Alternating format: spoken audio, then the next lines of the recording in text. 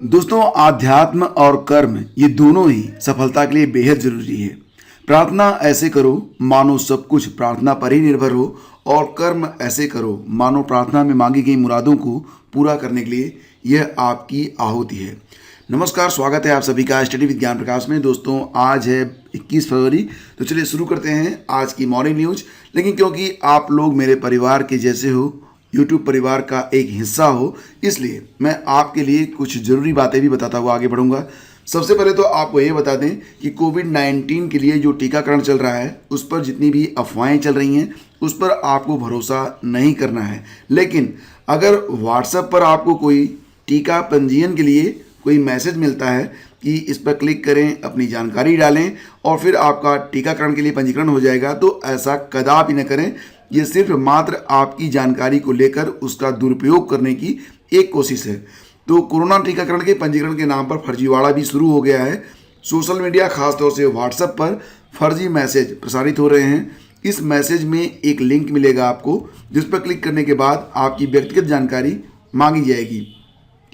ऐसे सभी मैसेज और लिंक को फर्जी करार देते हुए सरकार ने लोगों से कहा है कि इस तरह के वैक्सीन पंजीयन को लेकर कोई भी घोषणा नहीं की गई है, और आपको अगर ऐसा कोई भी लिंक मिलता है तो फिलहाल उसे ना तो फॉरवर्ड करें, ना उस पर रिस्पॉन्ड करें, और जिस व्यक्ति ने आपको वो लिंक भेजा है उसे तुरंत बताएं कि ऐसे लिंक शेयर करके आप अपनों का ही नुकसान करेंगे। क्योंकि जब भी आप किसी ग्रुप में जुड़ते हैं या किसी को आप भेजते हैं, वो आपसे व्यक्ति संबंधित ही रहता है, उसका नुकसान हो जाएगा। तो ऐसे मैसेज टोटली स्टॉप कर देना है आपको।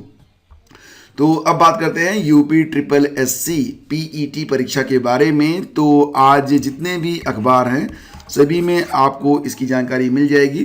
फिलहाल दोस्तों, यहाँ पर अंग्रेजी भी शामिल कर ली गई है। अंग्रेजी से 5 प्रश्नों का जवाब आपको देना होगा, यानी कि 5 अंक की इंग्लिश भी होगी पीईटी की परीक्षा में। जो पूरा कार्यक्रम है, जो पूरा सिलेबस है, वो वेबसाइट पर आ गया है, उस पर भी हम आज ही नज़र डालेंगे एडवांस। लेकिन आपको बता दें कि नेगेटिव मार्किंग होगी 1/4, और कुल मिला के 100 प्रश्नों का उत्तर आपको देना होगा।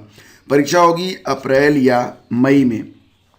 तो ये सारी जानकारियां आपके सामने हैं। जो प्रश्नों का लेवल होगा वो सीनियर सेकेंडरी यानी कि 12th लेवल तक के जो क्वेश्चन होंगे वो एग्जाम में पूछे जाएंगे। परीक्षा में 5 प्रश्न तर्क और तर्क शक्ति पर भी आधारित होंगे।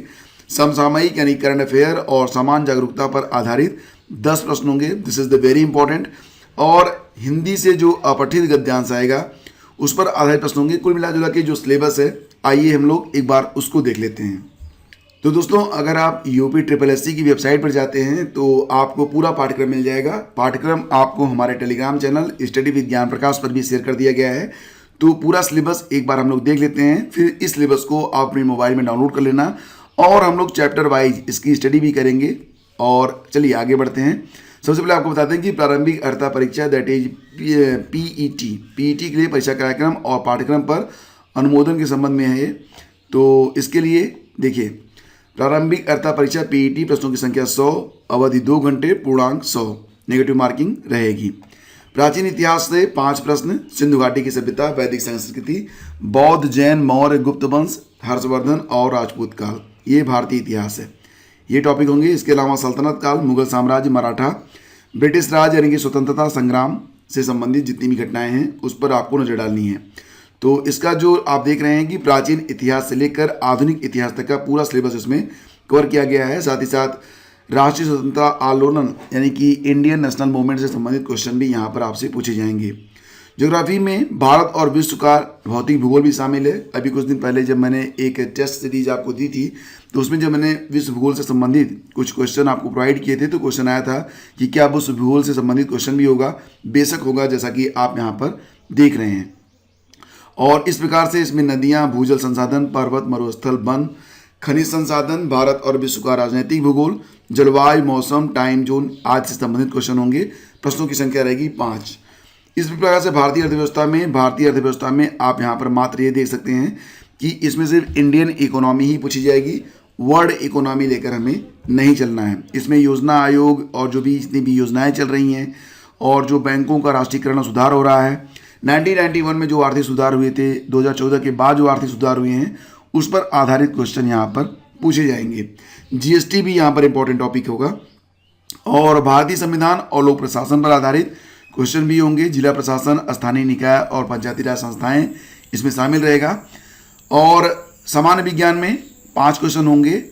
प्रारंभिक भौतिक विज्ञान, रसायन विज्ञान और जीव विज्ञान लेवल आप मान सकते हैं। अगर आप 10 तक की तैयारी कर लेंगे तो हो जाएगा। 10 तक के जितने भी क्वेश्चन बनेंगे एनसीईआरटी से सारे क्वेश्चन मैं डिस्कस करूंगा। प्रारंभिक गणित में क्या होगा? पूर्ण संख्या, भिन्न और दशमलव, प्रतिशतता, साधारण अंकगणित, समीकरण, वर्ग और वर्गमूल, घातांक और घात और औसत, ये चीज़ें हैं। लेकिन इसके अलावा अगर आप शिक्षक भर्ती परीक्षा की तैयारी कर रहे हैं तो उसका सिलेबस बहुत अधिक ब्रॉड है, खासतौर से गणित का। इसके अलावा सामान्य हिंदी के अंतर्गत आप देख रहे हैं कि इसमें जो है पूरा जितना व्याकरण होता है उससे संबंधित क्वेश्चन पूछे जाएंगे। लेखक और रचनाएं और बाकी के जितने भी होते हैं, शब्द विलोम, पर्यायवाची, मुहावरे, लोकोक्तियाँ, समानार्थक वगैरह सब कुछ। सामान्य अंग्रेजी में अंग्रेजी व्याकरण और अपठित गद्यांश से संबंधित 5 क्वेश्चन आपके होंगे। रीजनिंग और लॉजिक से संबंधित क्वेश्चन होंगे। कैलेंडर, घड़ी, कारण प्रभाव, कोडिंग, डिकोडिंग, निगमन, आगमन, कथन, संबंध और क्रम, रैंकिंग, तो ये सारी चीज़ें। करंट अफेयर में भारतीय और वैश्विक यानी कि इंडियन एंड वर्ल्ड अफेयर से संबंधित क्वेश्चन होंगे। इसके बारे में बहुत ही शानदार सीरीज चलाई जा रही है, उससे आपका पूरा काम हो जाएगा। सामान्य जागरूकता के अंतर्गत आपको जो है बहुत सारी चीज़ें डिस्कस करनी है और ये सारी चीज़ें मैं लगातार डिस्कस कर रहा हूँ। तो इस प्रकार से ये है आपका कंप्लीट सिलेबस। ग्राफ से संबंधित क्वेश्चन भी होंगे। मिला जुला के इस परीक्षा को आप जो है हल्के में नहीं ले सकते हैं। आपको जो है इसके लिए प्रॉपर तैयारी करनी होगी। परीक्षा का जो प्रकार होगा वो ऑब्जेक्टिव टाइप होगा। जो प्रश्न मिलेंगे वो आपको ऑब्जेक्टिव मिलेंगे। गलत उत्तर देने पर 1/4 अंक की कटौती की जाएगी। तो ये है कंप्लीट सिलेबस। दोस्तों, जेईई मेंस की परीक्षा का आयोजन 23 फरवरी को होगा और इसके बारे में यहाँ पर सूचना आपको मिल रही है कि परीक्षा 2 पालियों में होगी, सुबह 9 से 12 और दूसरी पाली परीक्षा 3 बजे से 6 बजे तक होगी। इस बार छात्रों को मेंस परीक्षा के लिए 4 अवसर दिए गए हैं। इसके लिए 4 मेंस परीक्षाएं कराई जाएंगी। तो जो लोग जेईई मेंस देना चाहते हैं उनके लिए 23 फरवरी से परीक्षा शुरू हो रही है। मैथ्स के लिए सबसे जरूरी है अभ्यास। तो अभ्युदय कोचिंग के अंतर्गत शनिवार को कमिश्नर रंजन कुमार ने एलईओ में छात्रों को पढ़ाया। बताया कि पहले से यदि आप विषयों में मजबूत हैं तो प्रतियोगिता की तैयारी मुश्किल नहीं होती है। अपना उदाहरण देते हुए उन्होंने बताया कि बचपन से मैथ्स और साइंस में इंटरेस्ट था, तो इलेक्ट्रिकल इंजीनियरिंग में अच्छा होने के बाद भी ऑप्शन में फिजिक्स और मैथ लिया। उन्होंने कहा कि मैथ्स के लिए अभ्यास बहुत ज़रूरी है। कम से कम 60 से 70% प्रश्नों का अभ्यास इतना कर लें कि दोहराने की ज़रूरत न पड़े। यूपीएससी मेंस के लिए सबसे बड़ी चुनौती है कि रिवीजन के लिए प्लानिंग कैसे करते हैं। दिनचर्या बना लें जिससे खुद सख्ती से पालन करें। इसमें पढ़ाई के साथ संतुलित आहार भी बेहद जरूरी है। दोस्तों, जितने भी फास्ट फूड होते हैं उससे आप परहेज करें। सामान्यतया वही भोजन ऐसे भोजन को ग्रहण करें जो भोजन मन को शांत रखते हैं, जिसमें तली भुनी चीज़ें नहीं होती हैं। चाय का प्रयोग कम करें। ठीक है। तो उन्नाव के एसडीएम सत्यप्रीत सिंह ने एलईओ में छात्रों को बताया कि परीक्षा के समय कौन कौन सी गलतियां सामान्य तौर पर हो जाती हैं। उन्होंने टेक्टोनिक प्लेट्स के आधार पर पृथ्वी के भीतर की हलचल, परतों के निर्माण, भूकंप, ज्वालामुखी के बारे में विस्तार से बताया। उन्होंने कहा कि उत्तर लिखते समय के हिसाब से भाग देकर स्लॉट बना लें। एक प्रश्न को 25 सेकंड इत्मीनान से पढ़ें, उसके जवाब की फ्रेमिंग कर लें, प्रमुख बिंदु फिर से लिख लें और फिर उसका उत्तर लिखें। तो इस प्रकार से आपको जो है प्रैक्टिस करते रहना है और प्रैक्टिस जरूर आपको परफेक्ट बनाएगी। तो फ्रेंड्स, यूपीपीएससी की ओर से एक लेटेस्ट अपडेट ये है कि इस समय 4 नए रिजल्ट जारी किए गए हैं शिक्षा विभाग उत्तर प्रदेश की ओर से लेक्चरर के लिए।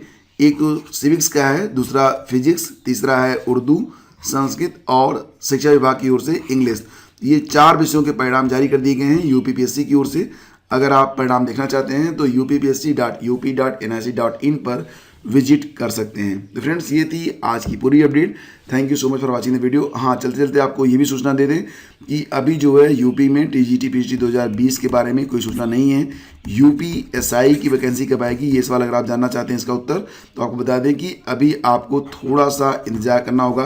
कब तक? तो ये माना जा रहा है कि फरवरी के लास्ट वीक या उसके पहले ये नोटिफिकेशन जारी किया जाएगा। अगर आपने हमें अभी तक फेसबुक, इंस्टाग्राम, ट्विटर या फिर टेलीग्राम पर फॉलो नहीं किया है और हमसे डायरेक्टली जुड़ना चाहते हैं तो ये हैं लिंक्स। आप सिंपली हमें स्टडी विद ज्ञान प्रकाश लिखकर भी हमसे कनेक्ट हो सकते हैं। हमारा एंड्रॉयड ऐप भी प्ले स्टोर पर मौजूद है। अगर आपने अभी तक डाउनलोड नहीं किया है तो डाउनलोड कर सकते हैं। Have a great day. जय हिंद।